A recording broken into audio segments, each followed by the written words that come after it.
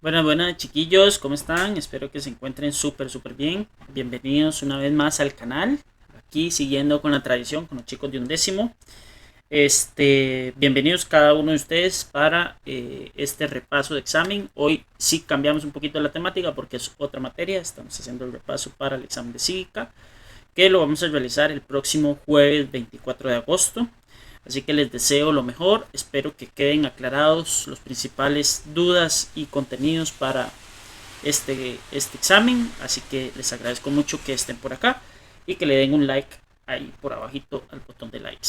Así que pura vida, vamos a iniciar empezando con el repaso de la clase de educación cívica del día de hoy.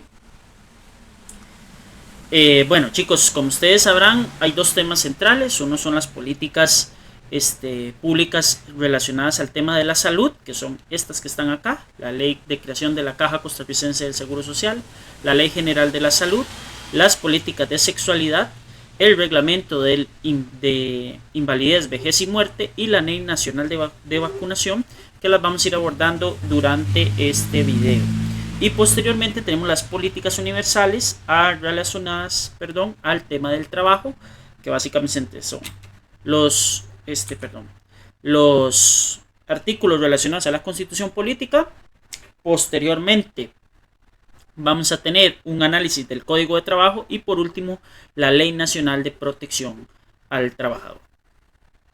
Bueno, sin más que decir, vamos a arrancar con la ley de creación de la caja. La Caja Costarricense del Seguro Social es una institución autónoma que se encarga de la seguridad social de manera casi que exclusiva aquí en el país.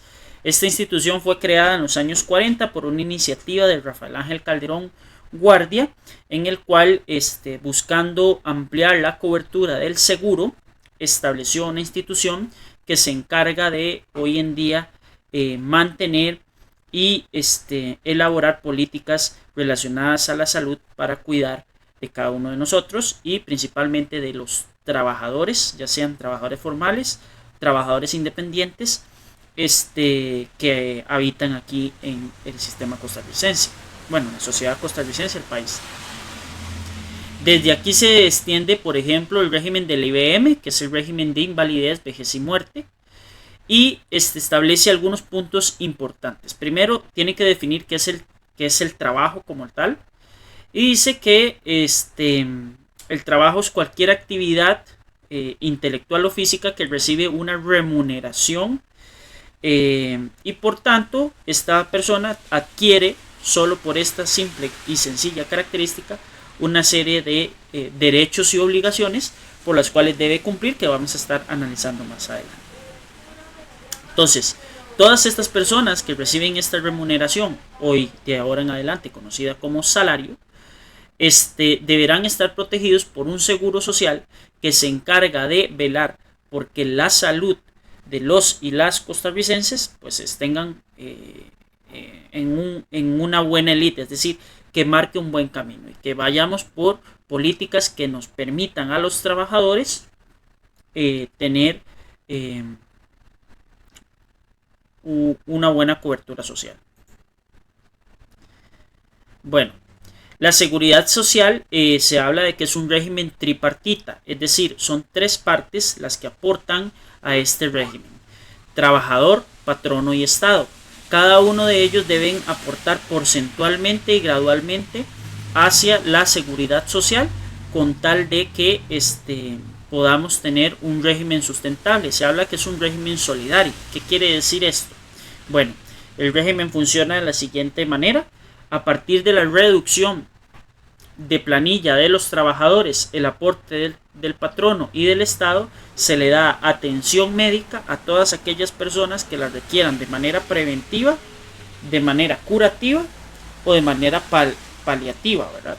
Entonces, desde este punto de vista, el régimen se comporta de manera solidaria. Es decir, la persona que hoy en día está enferma y necesita o requiere de atención médica oportuna, todas las personas sanas que están trabajando aportan a ese régimen para que esa persona que requiere atención médica en este momento pueda ser atendida.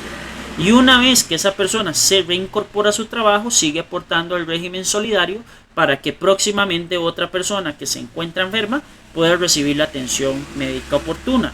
Y mediante el aporte también de todos podemos recibir también, valga la redundancia, la atención médica oportuna y preventiva que tantas veces es necesaria. Entonces, recordar que ustedes que ya están pronto a entrar a la universidad y posteriormente a un mercado laboral, o que ya algunos de ustedes, como me han comentado, van a entrar al mercado laboral, pues sepan que es súper importante mantener el régimen de pensiones de la Caja y la seguridad social para la atención de la salud. Que tiene un montón de críticas, sí, la hemos hablado considerablemente en clases, que la Caja Costarricense del Seguro Social necesita reformas importantes para seguir garantizando la sustentabilidad de esta institución, que necesita mejorar en la atención al servicio al cliente, reducir las colas de espera.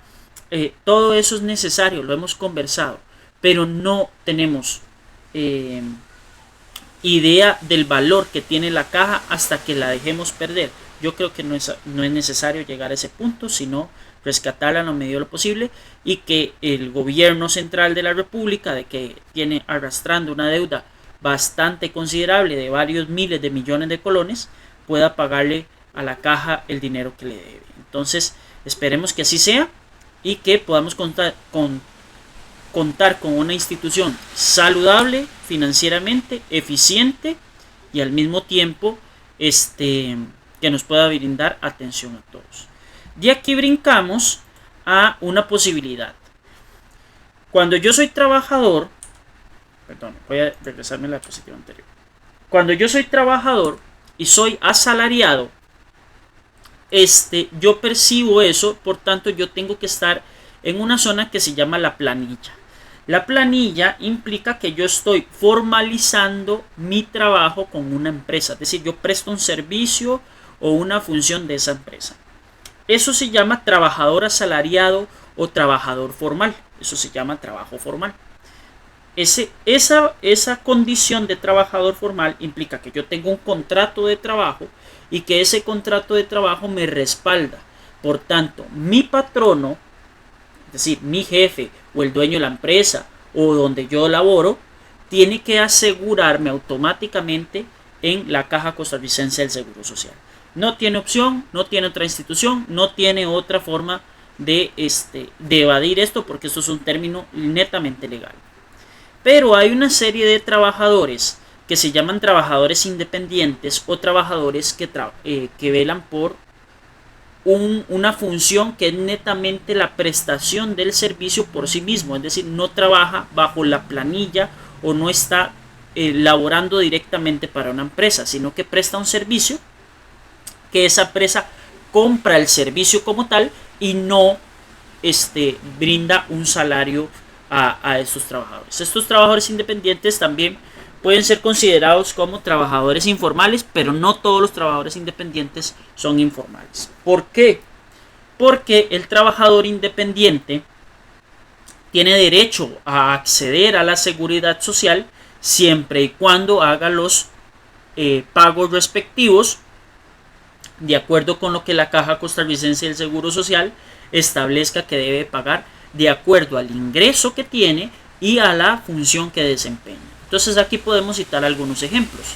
Taxistas, mensajeros, las personas que trabajan en Uber, las personas que trabajan en repartir comida, que prestan algún servicio como contabilidad, algún servicio como que tienen un laboratorio médico, odontólogos, no sé, se me ocurren, que trabajan en el ámbito privado, pero que prestan un servicio. ¿Pueden acceder a la seguridad social? Sí, totalmente. Lo único que tienen que ir es asistir a una oficina de la Caja Costarricense del Seguro Social, decir quiero formar parte del sistema y empezar a pagar las cuotas devenientes de la caja, que posteriormente va a tener dos beneficios. Primero, la atención médica de la Caja Costarricense del Seguro Social y todos sus hospitales que están a lo largo y ancho del país. Y segundo, poder acceder al sistema de pensiones de la caja. Entonces, cuando llegue a los 65 años y se cumple todos los requisitos, va a poder optar por una pensión del régimen del IBM. ¿Okay? Gracias a la caja también se han aprobado algunas leyes y políticas de seguridad social y en busca de la protección de la salud.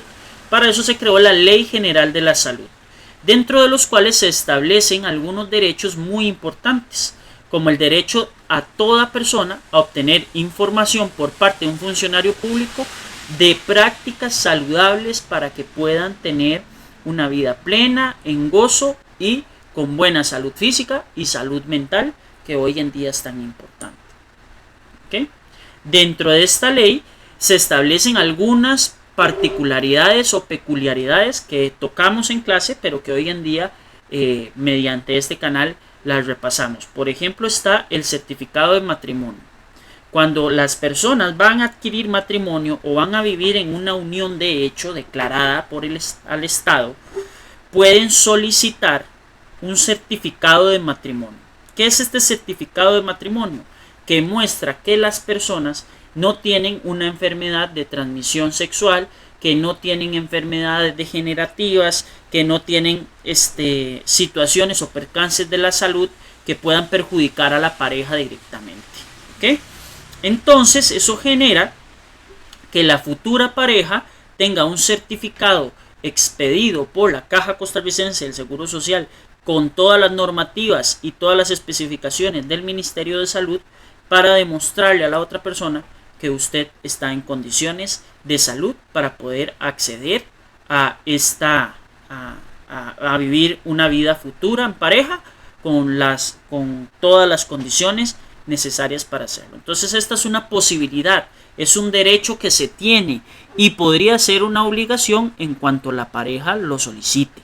Es decir, si la pareja que va a contraer matrimonio o va a vivir en una relación de hecha declarada al Estado, dígase por ejemplo las personas que viven en unión libre, puede solicitar este certificado y está en obligación su pareja responder y realizarse los exámenes médicos pertinentes, e igual está en condición de solicitar la misma situación para la pareja que va con la que ha decidido compartir su vida. Dentro de la Ley General de la Salud también destaca que las mujeres en estado de gestación tienen y gozan el derecho de acceder a la información sobre la maternidad y los primeros años de infancia. Por tanto, las mujeres tienen derecho a una asesoría desde el punto de vista médico, nutricional e incluso en algunos casos legal para poder llevar a un buen puerto la crianza de los niños desde el momento de su concepción hasta el momento en que se vuelven personas adultas. Entonces aquí esta ley establece que es necesario que las mujeres y principalmente las madres cuenten con toda la información posible para que sus criaturas puedan, o sus niños o sus bendiciones puedan crecer con todas las condiciones y todas las valoraciones necesarias para tener una vida digna y llena de salud. Los niños también tienen un derecho, que es que sus padres vigilen por la buena salud. Es decir, que puedan ingerir alimentos de acuerdo con los requerimientos del Ministerio de Salud, que sean alimentos nutritivos, que sean alimentos que realmente valgan la pena para el consumo de los niños y las niñas que están en un constante crecimiento y que están en un constante cambio de manera bastante repentina. Entonces, los niños le pueden exigir a sus padres, a sus madres o a sus encargados legales que vigilen por su buena salud, y también algo muy importante es la salud emocional a la que tienen derecho y tienen acceso. ¿Okay? Entre otros aspectos, dentro de esta misma ley, que es una ley bastante grande, los alimentos entregados por el Estado, que son subsidiados, es decir, que se le entregan a los niños y a algunas poblaciones vulnerables, no se pueden comercializar. Es decir, si el Estado entrega por medio del, Consejo Nacional de la Producción, alimentos subsidiados o costeados por el Estado en ayuda o en beneficio social de un grupo que tal vez no tiene las posibilidades de adquirir esos alimentos, no los pueden ir a vender. Es decir, ellos no son revendedores. No, si usted accede a este beneficio es porque realmente lo necesita y porque el Estado te está ayudando, y ese Estado te está ayudando por el aporte de todos los contribuyentes. Es decir, tanto ustedes, chicos, como yo, en el pago de impuestos, colaboramos a que estas personas que tienen menos oportunidades puedan acceder al alimento. Entonces está también en nosotros en devengar o de pedirles que cumplan con su obligación de que esos alimentos son para consumo propio de las familias, de los niños y las niñas que no tienen las posibilidades hoy en día de poder alimentarse de manera correcta. Y también todos los estudiantes deben someterse a los exámenes médicos pertinentes, esto de acuerdo a lo que demande la institución donde ustedes estudien o sus padres de familia, ¿verdad? Recuerden que ellos son tutores legales y pueden solicitar pruebas médicas para saber si ustedes están en las mejores condiciones, y también ustedes como estudiantes pueden solicitarlas. Entonces es un derecho y una obligación que también se tiene que hacer. Sumado a esto, recuerden que hay que pagar una póliza, que la póliza es de protección para los estudiantes que tienen con el Instituto Nacional de Seguros.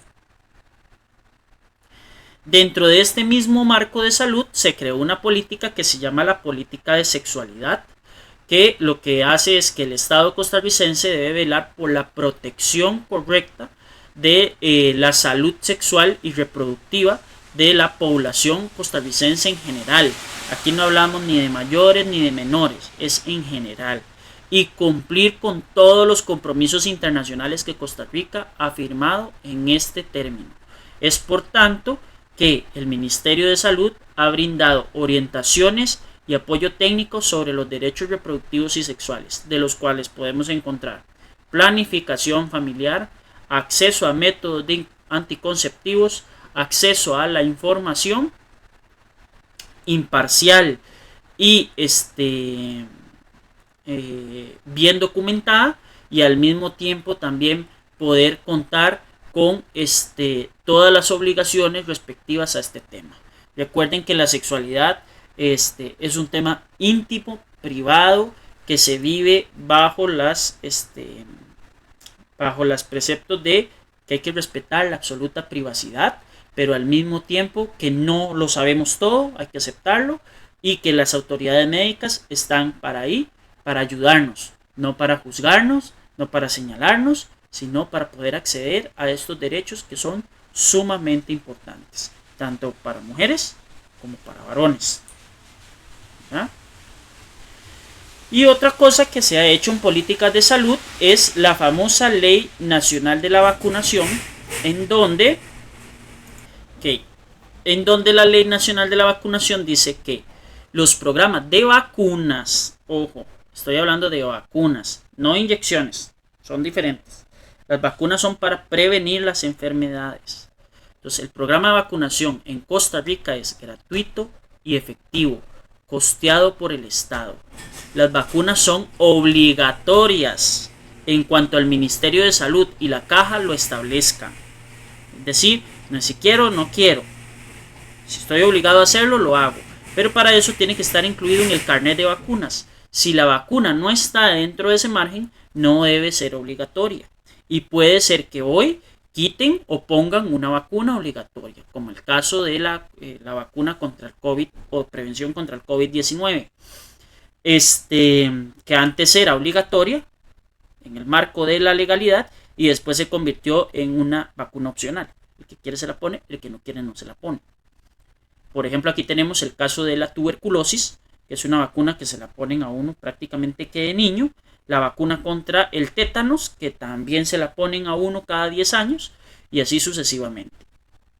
Para eso pueden consultar con el carnet de vacunación en el Ministerio de Salud.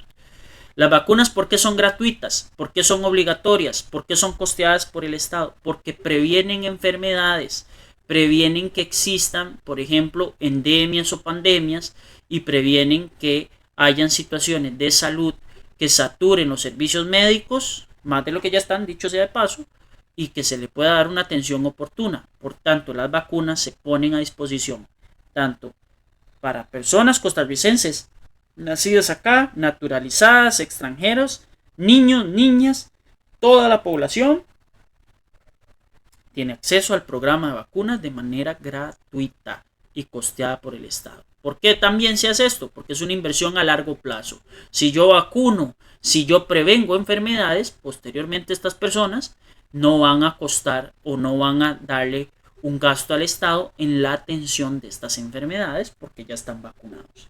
Recuerden que hay movimientos que promueven el uso de las no vacunas, respetables en sus posiciones en algunos casos, pero es importante pues tener a consideración la prevención de enfermedades. La otra política es el reglamento de invalidez, vejez y muerte. El reglamento de invalidez, vejez y muerte es aprobado por la Caja y es lo que se da conocido como pensión.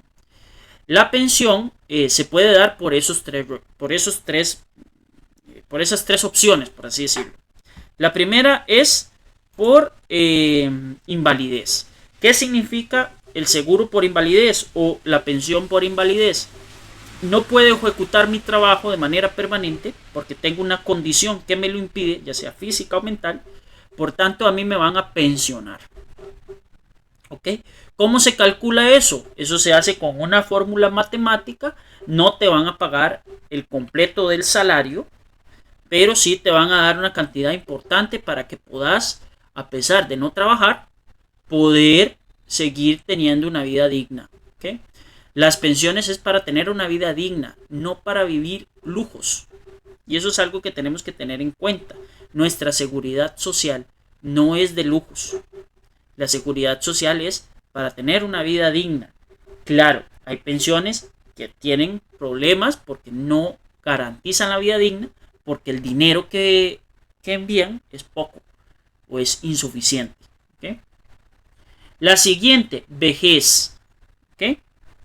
Ahorita vamos a ver cuáles son los requisitos para yo pensionarme por vejez.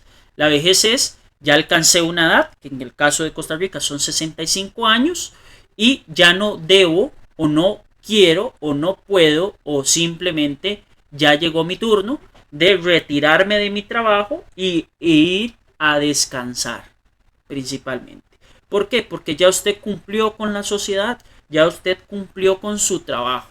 Puede seguir trabajando los años que guste. Si su empresa le da la oportunidad, puede seguir trabajando. ¿Okay? Y también por muerte. Y yo se los explicaba. No es para la gente que se murió le van a dar una pensión, sino es para aquella persona o aquellas personas que son dependientes económicamente, financieramente, de la persona que se acaba de morir. Entonces se le otorga una pensión porque han sido dependientes económicamente. Entonces estamos hablando, por ejemplo, de un niño que lastimosamente, en el peor de los escenarios, perdió a uno de sus padres o a ambos padres. Y ese niño es dependiente económicamente de sus padres. Por tanto, tiene derecho a recibir un monto de pensión. ¿Para qué? Para que ese niño salga adelante, para que pueda vivir dignamente, como les decía anteriormente, y pueda tener las oportunidades que necesita. Pasa lo mismo, por ejemplo, con un matrimonio donde la mujer o el varón eran dependientes económicamente. ¿Ok? Para eso hay que demostrar la situación. ¿Ok? Para eso hay que demostrarlo. Para pensionarse por vejez se requiere una edad de 65 años con una contribución de al menos 300 cuotas mensuales. En el mundo y en Costa Rica dividimos el calendario en 12. Entonces aquí vamos a hacer un ejercicio un poquito particular para que ustedes vean más o menos cómo funciona. Y aquí traemos a la amiga calculadora que me dice que yo puedo aportar máximo 12 cuotas por año porque el año tiene 12 meses. Entonces si yo tomo 300 entre 12 me va a dar que yo debo laborar mínimo 25 años en este país para poder pensionarme por el régimen del IBM. Aclaro, hay dos regímenes de pensiones más que yo tengo conocimiento, que es el régimen de pensiones del magisterio, que ahí sí se puede pensionar antes, y el régimen de pensiones del Poder Judicial, que también se puede pensionar unos cuantos añitos menos. ¿Okay? El otro caso, no cuento con el segundo requisito, es decir, tengo la edad, pero no tengo las cuotas. Tengo que contar con al menos 180 cuotas adeudadas. Eso sí, me va a generar una reducción importante de la cantidad de pensión que voy a recibir, que generalmente es un 60% del salario que tengo de los últimos 5 años. Y también puede recurrir a la pensión las personas que han sido calificadas como incapacitadas por la comisión calificadora. Por ejemplo, yo les ponía el caso, un compañero que tenía yo hace un tiempo, él era bombero, tuvo un accidente en su espalda, queda incapacitado, no puede seguir cumpliendo con sus funciones como bombero, por tanto él accede a su pensión. ¿Gracias a qué? Que la comisión calificadora dijo, sí, esta persona no puede seguir por cuestiones de salud ejecutando su trabajo.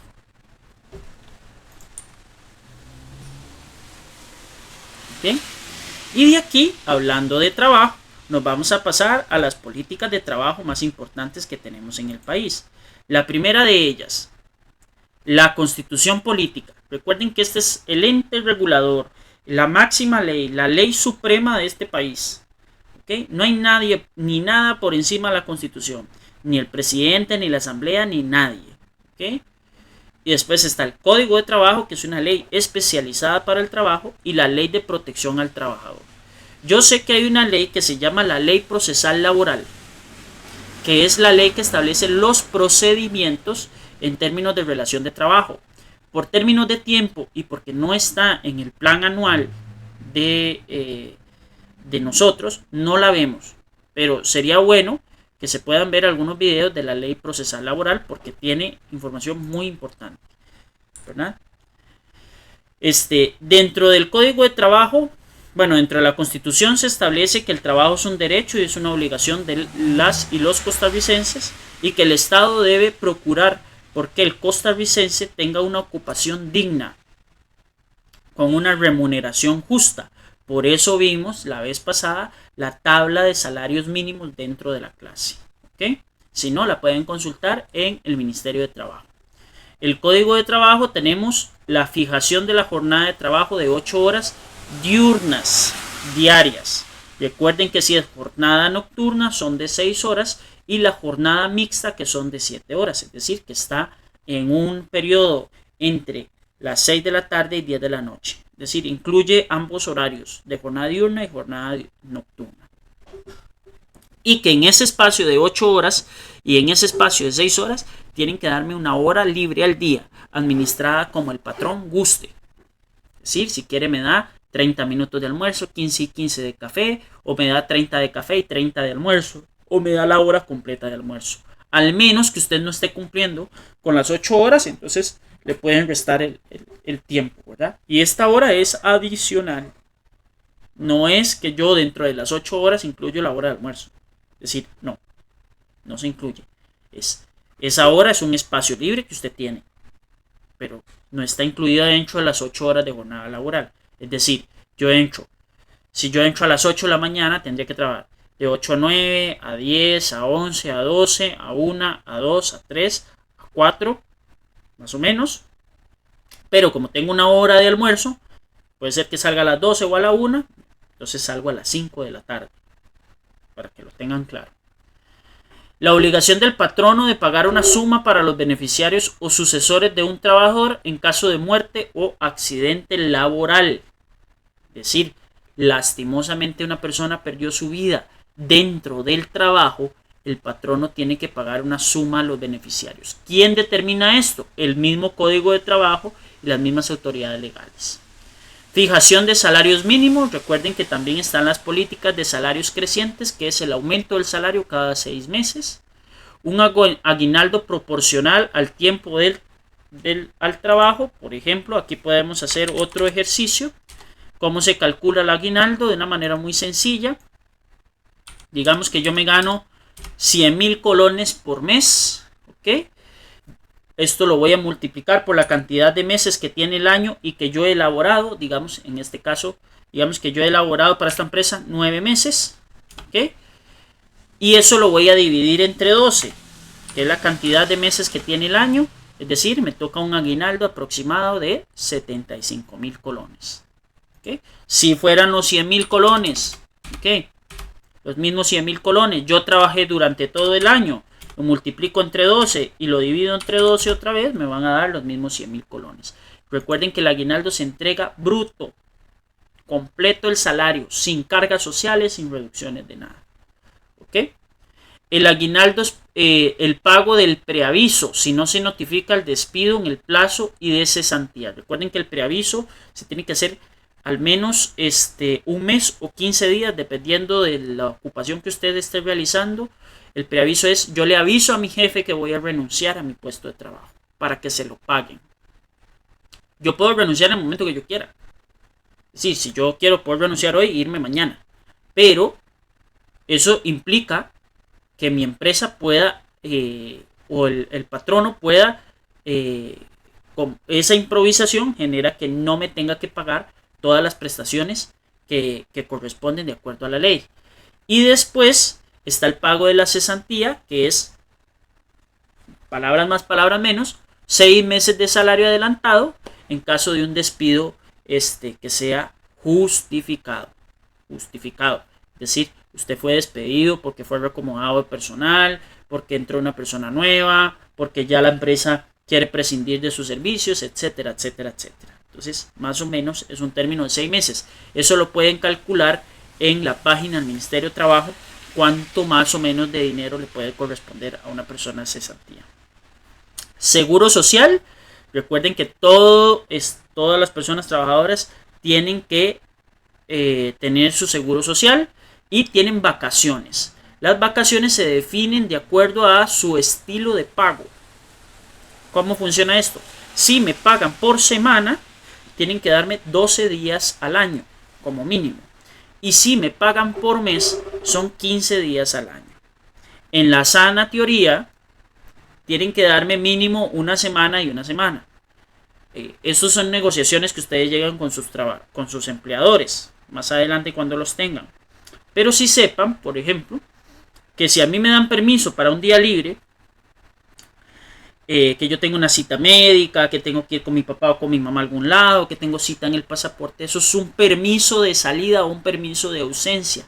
No deberían de rebajarse en las vacaciones. Eso es lo que dice la teoría. Lo que dice la práctica es que sí se hace, es una práctica común, es una práctica que pasa y hay que negociar. Si no tenemos capacidad de negociación con nuestros patronos, pues sencillamente prescinden de nuestros servicios y nosotros los necesitamos más de lo que ellos nos necesitan a nosotros, tal vez. Ahora, no por eso yo no tengo que velar porque se cumpla la ley y que se accedan a mis derechos. Es una cuestión de un tire y afloje. Recuerden que el trabajo es esencial para la vida, es digno, pero uno no vive para trabajar, sino que trabaja para poder vivir. ¿Okay? Y cuando hay un despido injusto o injustificado, se solicita el reintegro de manera inmediata al trabajo y con todas sus funciones, sin derecho y sin deber de brindar muchas explicaciones ni de recibir malos tratos, por supuesto. Claro, imagínense cómo sería el ambiente de trabajo cuando soy restituido en mi puesto después de haber sido despedido.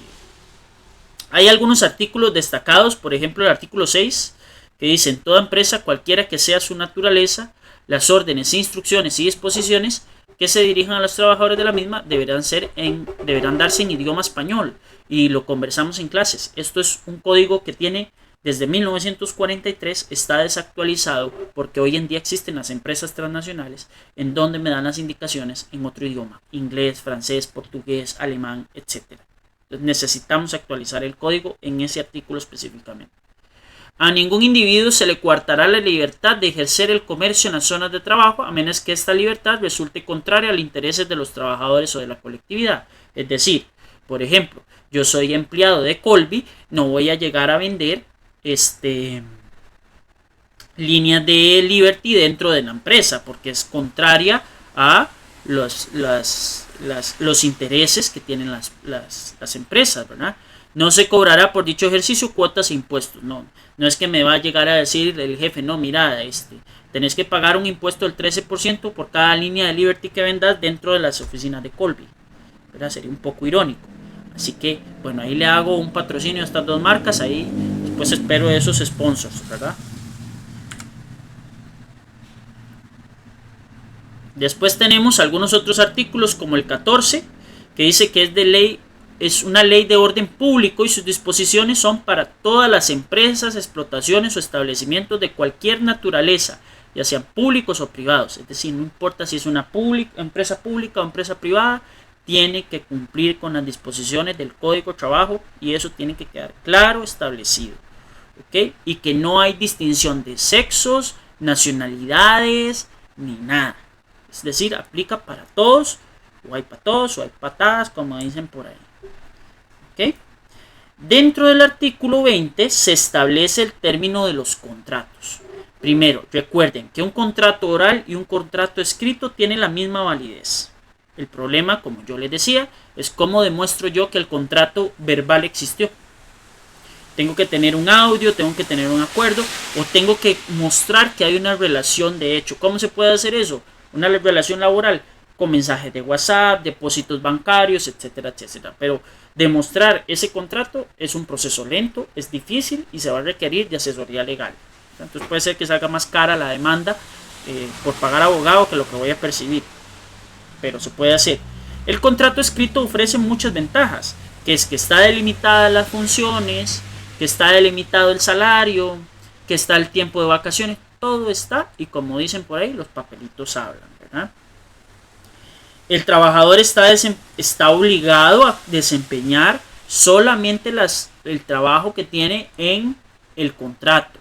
Ahora, mientras no vaya en contra de la dignidad humana y usted no se ponga en peligro, como recomendación, haga lo que el patrono le solicita, porque dentro de los contratos generalmente viene escrito que usted tiene X o Y funciones más las que el patrono le asigna. ¿Ok? Eso tampoco me quiere decir que usted va a cumplir funciones de todo el mundo y usted va a hacer el trabajo de todo el mundo. Tampoco, ¿verdad?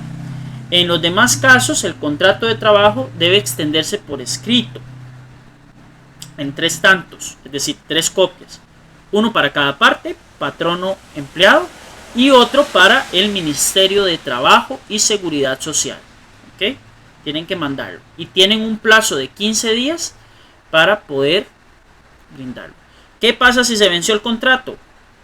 El contrato sigue en vigor hasta que se renueve el contrato. ¿Tienen tiempos establecidos? Sí, tienen tiempos establecidos. ¿Okay? El contrato vitalicio en Costa Rica ya no existe, pero sí se puede ir renovando. Que yo no firmé un nuevo contrato, no se asuste. Sigue en vigor el contrato anterior y eso se renueva por periodos de 12 meses. 12 meses. Lo que pasa es que sí pierde algunas características por ahí. Entonces hay que leer muy bien el término de los contratos. ¿Ok? En el artículo 25 dice: la prueba plena del contrato escrito solo podrá hacerse con el documento respectivo. La falta de este imputará siempre al patrono. Ojo, que ustedes tienen una demanda laboral. ¿Ok? Usted no tiene copia de su contrato escrito, perdió. Siempre se imputa al patrono. En dicha prueba se hará de acuerdo con lo que dispone el párrafo siguiente.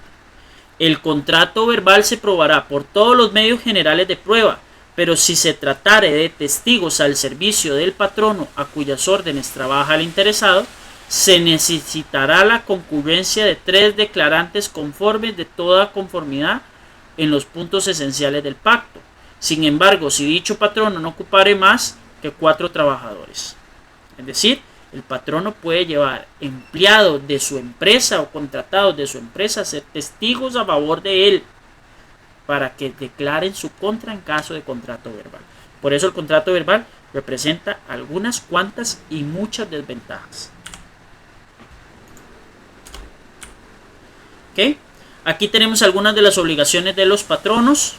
Básicamente lo voy a hacer en general porque si me pongo a leer cada una de ellas duramos mucho y ustedes lo tienen en el libro y no tiene ningún sentido. Pero patronos tienen en igualdad de circunstancias, con mismos títulos, misma preparación, preferir al trabajador costarricense. Básicamente eso es lo que dice la ley.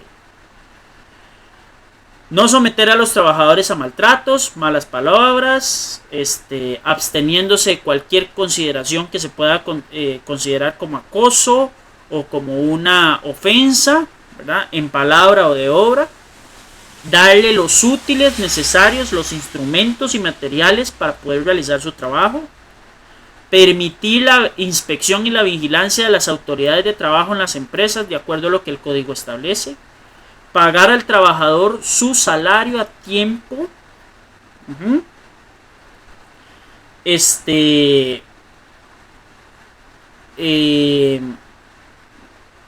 También conceder a los trabajadores el tiempo necesario en caso de que tengan que ir a votar sin reducción del salario y deducir del salario del trabajador las cuotas de la caja, las cuotas de la cooperativa, los préstamos que sean por planilla y las cuotas del sindicato o la asociación de desarrollo. Tienen que hacerlo por ley. Pues cuando usted pide un préstamo y el préstamo es de deducción de planilla, el patrono no tiene que darle la plata a usted para que usted le pague a la empresa financiera donde sacó el préstamo.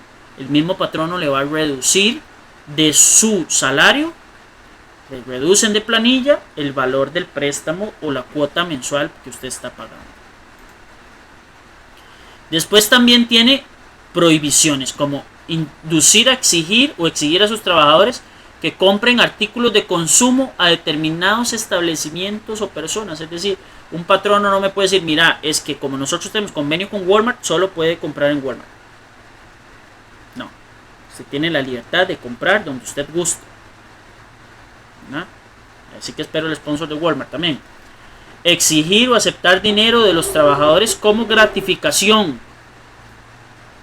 Yo no puedo pretender que yo como patrono, mi trabajador saque dinero para que me lo dé a mí, ¿verdad? Nada que ver. Obligar a los trabajadores a retirarse de un sindicato. Eso pasa mucho, pero es porque no se puede formar el sindicato como tal en empresa privada, situación que ya la hemos discutido abiertamente en clases. Retener por su voluntad las herramientas u objetos del trabajador. Que yo no puedo entrar a trabajar con teléfono. Ok, no puedo entrar a trabajar con teléfono. Eso no implica que me puedan quitar mi teléfono. No sé si me explico. Yo entro a mi área laboral sin teléfono, pero cuando yo salgo de mi área laboral me tienen que regresar mis objetos personales. Hacer colectas o suscripciones obligatorias en el establecimiento de trabajo. Portar armas en lugares.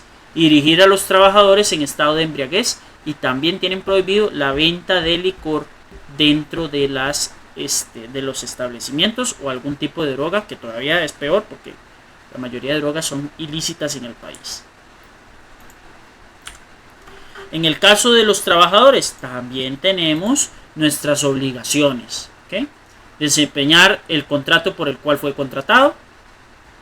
En el caso de que el patrono, nosotros hayamos utilizado los materiales no usados y conservar el buen estado de los instrumentos dentro de la vida útil del instrumento, ¿verdad? No es que yo soy cocinero, me entregaron un sartén y tengo que devolver el sartén como nuevo. Evidentemente eso tiene un desgaste, ¿verdad? Pero si yo no utilicé dentro de esa cocina la mantequilla, está en obligación de devolver la mantequilla. ¿Ok? Observar las buenas costumbres durante las horas de trabajo, llegar temprano, llegar aseado, llegar limpio, llegar despierto, descansado, sin ningún efecto de ninguna droga, etcétera, etcétera. Prestar los auxilios necesarios en caso de siniestro o riesgo inminente cuando hay alguna emergencia. Someterse al reconocimiento médico de acuerdo a las pruebas médicas del trabajo que usted está haciendo. Nosotros ya hablamos también largo y tendido. No es que me van a pedir exámenes de todo para todo y con quien sea, sino es de acuerdo a lo que la ley establece, ¿verdad? Guardar rigurosamente los secretos técnicos, comerciales o de fabricación de la empresa. Yo no puedo sacar los planos, yo no puedo decir cuál es la estrategia de marketing, nada de eso hay que decirlo porque eso puede prestarse o para la competencia o para que se malinterprete. Prohibiciones: abandonar el trabajo en horas de labor sin causa justificada o sin licencia del patrono. Hacer durante la propaganda el trabajo propaganda política electoral, es decir, yo no puedo estar ahí, voten por el partido de las patatas, no sé, no se puede. ¿Okay? Tampoco es que yo salgo del trabajo y me voy. Puedo ausentarme 3 veces de manera injustificada sin que me despidan. Tengo que ser amonestado por escrito y la próxima me pueden despedir sin causante patronal, es sin justificación patronal, es decir, el patrono se lava las manos, no tiene que pagar nada. Trabajar en estado de embriaguez, portar armas de cualquier clase durante las horas de trabajo. Básicamente esas son las obligaciones del lado izquierdo y las prohibiciones del lado derecho. ¿Okay? Y hace unos años, en los años 2000, para ya ir cerrando con este repaso, se aprobó la Ley de Protección al Trabajador. ¿Qué es lo que hace esto? Básicamente es la posibilidad de crear un sistema de pensiones complementarias y un sistema de ahorro. ¿Okay? El dinero para esta pensión corresponderá a una parte de la cesantía del trabajador y a un ahorro obligatorio que se rebaja desde la planilla de su salario de manera automática. Estas pensiones serán administradas por operadoras privadas. Aquí la caja no tiene nada que ver, porque la caja tiene su operadora de pensiones complementarias. Y usted se puede pasar de acuerdo al mejor rendimiento de cada pensión. Usted buscará en cualquier estado. Serán reguladas por el Estado. Para eso existe una superintendencia de pensiones que se llama la SUPEN. Y se aplicarán la cantidad de pensiones del sistema no contributivo. Se ampliarán, perdón. Entonces, ¿qué es lo que hace la Ley de Protección al Trabajador? Darle un extra de pensión a las personas que se van a retirar por invalidez, vejez o muerte. ¿Okay? Y usted escoge el operador que usted quiera, quién le va a pagar más plata, por qué le va a pagar más plata, se lo dan en un tracto cuando se pensiona, se lo dan por mes, ustedes lo agregan. Es súper recomendable contar con este servicio, más que ahora, pues el dinero con toda la inflación y todo rinde menos, y pues cuando uno esté retirado, todavía con muchísima más razón. Así que chicos, a tomar todo esto en consideración. No, es bueno conocer la ley, es bueno saber en cuáles son los márgenes muy pequeños en donde yo puedo negociar, cuál es el marco para negociar. Y la persona que conoce, la persona que entiende, la persona que se prepara, es una persona que es más difícil engañarla, es más difícil que pasen por encima de sus derechos y es muchísimo más fácil porque sabe qué obligaciones tienen que cumplir. Así que chiquillos, a cuidarse bastante, nos vemos en el examen del jueves y que Dios me los acompañe. Chao, chao, cuídense bastante y nos vemos prontamente si Dios lo permite.